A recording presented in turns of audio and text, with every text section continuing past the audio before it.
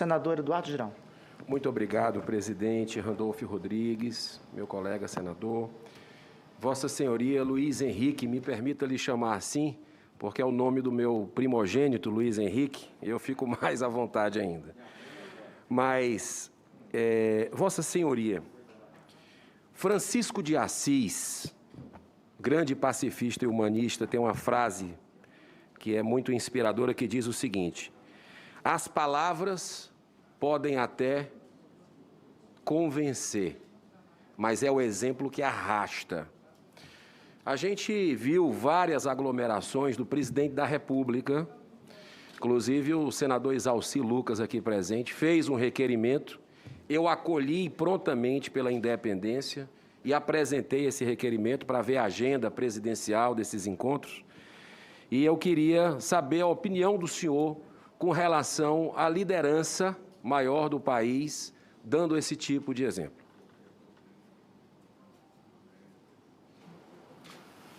Olha, eu acho que todos nós, em algum momento, acertamos e erramos. Existe a necessidade de se ver em que circunstâncias que isso se dá. Se há o dolo intencional, se há aquela coisa, vou fazer exatamente para confundir, para induzir, né? Eu acho que isso é o que divide. Tá.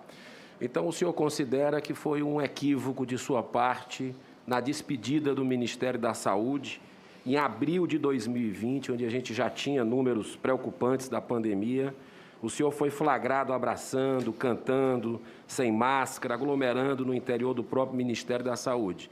E em novembro de 2020, uma situação mais delicada ainda que a nação vivia, o senhor estava jogando sinuca em ambiente de aglomeração, sem máscara, ao lado de pessoas sem máscara. Isso foi um erro ou isso é hipocrisia?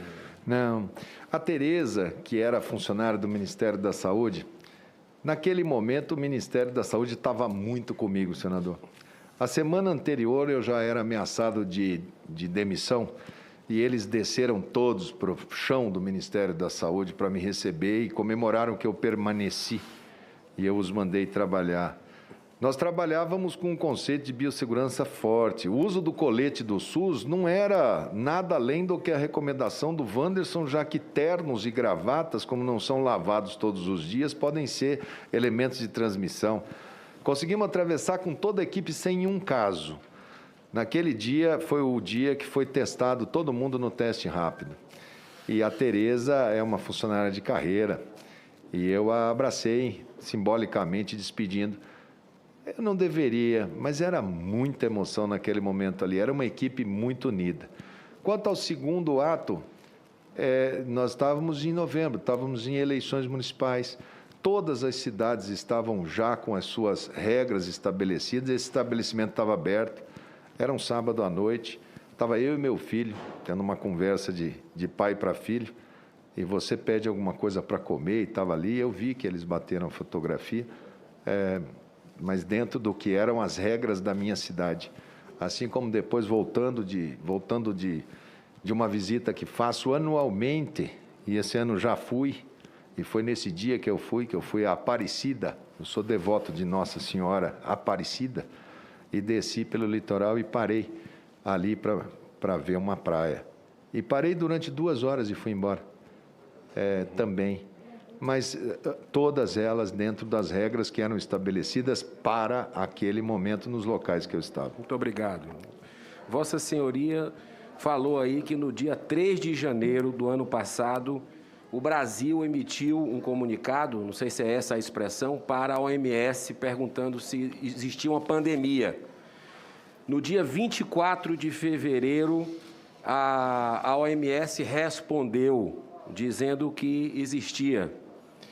Eu lhe pergunto, por que o senhor, como ministro da Saúde do Brasil, não recomendou expressamente que quase um mês depois, no dia 21 de fevereiro, uma festa tradicional do Brasil, chamado Carnaval, inclusive o senhor deu uma entrevista, eu estou aqui com ela, ao UOL, aos bastidores do poder da Rádio Bandeirantes, que foi republicado pelo UOL, dizendo o seguinte: Coronavírus preocupa no carnaval, mas não tem como parar a vida. Ou seja, por que o senhor não falou com o presidente, não pediu de alguma forma aí para que as pessoas não realizassem, as prefeituras, os estados não realizassem o carnaval no Brasil, ministro? Bom, primeiro, com o presidente, com certeza não teria sido o mais fecundo. Agora, a gente seguia nesse momento, senador Girão, as recomendações da OMS. A OMS não mandou fechar voos da China. As feiras de negócios continuaram a acontecer. Expressamente ela dizia que não era para fazer restrição de movimentação. Não havia nenhum caso registrado dentro do Brasil. Tem certeza? Nós estávamos sob efeito de vigilância. Os brasileiros, o mundo estava ainda andando. Eu não posso, até para ilustrar, eu fui um dos poucos ministros de Estado do mundo convidado para o Fórum Econômico de Davos, na Suíça. O presidente dos Estados Unidos, Trump, estava lá. Não tinha ninguém de máscara, não tinha nenhum álcool gel. Isso era no dia 23, 22 de janeiro. As reuniões eram todas em salas fechadas, estava frio do lado de fora. Tinha delegação de China para todos os lados. E não havia nenhum tipo de alerta sobre absolutamente nada, embora a gente já captasse. Esse era o mundo, senador. Tá. Esse era o mundo, no mundo inteiro. Agora, o presidente pediu para que não se realizasse o carnaval. Não. Presidente da República. Não. Essa informação, não para o senhor, não. mas ele chegou a falar isso publicamente. A mim, não, nunca. Tá. Outra pergunta, o senhor falou que comprou, o Brasil foi pioneiro em comprar 15 mil respiradores. Eu não lembro o preço unitário que o senhor falou. 13 mil. 13 mil reais? Para a indústria brasileira. Preço barato. Realmente tem que parabenizar pelo... conseguiu o melhor preço. Né? Agora, como é que o senhor me explica se há uma mínima comunicação, que o senhor disse que existia, entre o Ministério da Saúde, os governos e governo do Estado e prefeituras, que, por exemplo, o Consórcio Nordeste, que reúne 9 governadores do Estado do Nordeste, comprou 300 respiradores de uma indústria, não me pergunte o que é que tem a ver, o que faço eu lhe pergunto, se o senhor sabe, da indústria da maconha, empresas que comercializam produto à base de maconha, não sei o que é que isso tem a ver com Covid e com respirador, mas comprou a um preço de 150 mil reais e até hoje esses respiradores não chegaram. E a minha capital, Fortaleza, por exemplo, comprou respiradores, acredite, 234 mil reais a unidade, enquanto foram 13 mil reais que o Ministério da Saúde comprou. O senhor tem como, de alguma forma, não tinha informação nenhuma que os governadores e prefeitos estavam fazendo essa festa com esses valores? Senador, nós fazemos aquilo que é da nossa competência. Nossa competência naquele momento foi: vamos organizar a indústria nacional e vamos fazer uma encomenda de 15 mil e vamos dar a ela todas as condições de material, equipamento, agilidade, para ser feito no menor tempo possível o maior número de respiradores que a gente necessita. Agora, entre ela startar e ela entregar, é esse gap que a gente vai aumentando. Ninguém tinha, naquele momento, 15 mil respiradores em cima da prateleira. E tudo pactuado dentro do sistema. Isso não impede eles de tentarem comprar.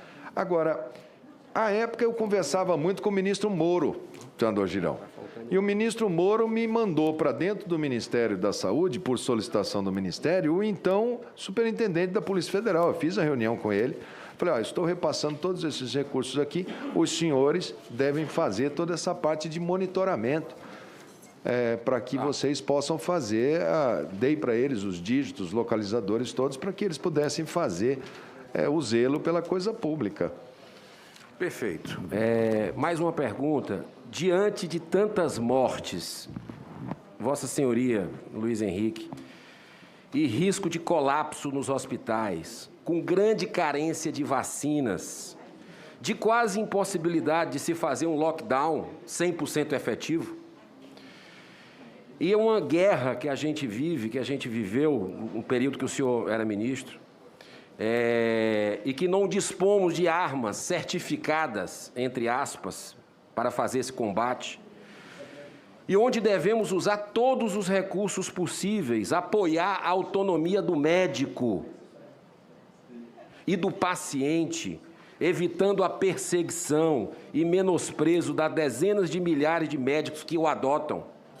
Disponibilizar na rede pública de saúde, com os necessários cuidados na sua administração, os diversos medicamentos seguros e com evidência científica. Eu faço aqui um parêntese. Evidência científica é uma coisa muito usada, muito batida. Mas a ciência está dividida com relação a tratamento preventivo ou profilático ou tratamento imediato ou precoce. Existe uma divisão clara, alguns países adotam, outros não, e isso é importante que nessa CPI a gente possa ter um equilíbrio para ouvir, para buscar a verdade.